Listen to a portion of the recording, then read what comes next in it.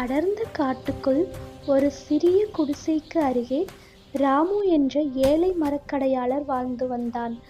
அவனுக்கு சொத்து இல்லை, பணம் இல்லை. ஆனால் மனசில் நேர்மை இருந்தது. தினமும் உழைத்து அன்றாட வாழ்க்கையை நடத்தி வந்தான் ராமு. ஒரு நாள் வேலை முடித்து வீட்டுக்கு வந்த ராமு தன் மனைவி லக்ஷ்மியுடன் பேசினான். லக்ஷ்மி சொன்னாள், நமக்கு எவ்வளவு கஷ்டம் வந்தாலும் நம்ம நேர்மையை விடக்கூடாது. ராமு சிரித்தபடி சொன்னான், ஆமாம், நேர்மை இருந்தா போதும், அது நம்ம வாழ்க்கையை காப்பாத்தும். அடுத்த நாள் ஆற்றங்கரையில் மரம் வெட்டி கொண்டிருந்த போது திடீரென ராமுவின் இரும்பு கோடாரி ஆற்றுக்குள் விழுந்தது.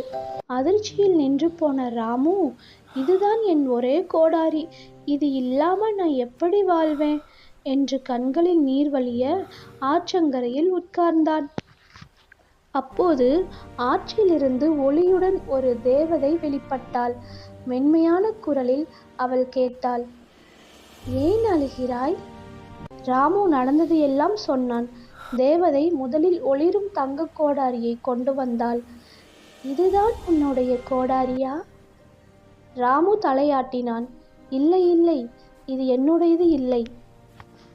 பின்னர் தேவதை வெள்ளிக்கோடாரியை காட்டினாள். இது உன்னுடையதா? ராமு மீண்டும் சொன்னான். இல்லை, நான் பொய் சொல்ல மாட்டேன்.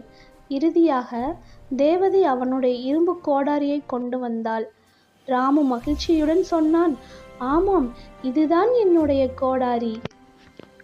ராமுவின் நேர்மையை பார்த்து தேவதை மகிழ்ந்தாள். உன் நேர்மைக்கு பரிசாக இந்த தங்க கோடாரியும் வெள்ளி கோடாரியும் உனக்கே. அந்த நாளிலிருந்து ராமுவின் வாழ்க்கை மாற்றம் பெற்றது. இந்த கதை நமக்கு சொல்லும் பாடம் என்ன தெரியுமா? நேர்மை எப்போதும் நம்மை உயர்த்தும். பொய்யில்லாத வாழ்க்கை ஒரு நாள் நிச்சயம் நல்ல பலனை தரும்.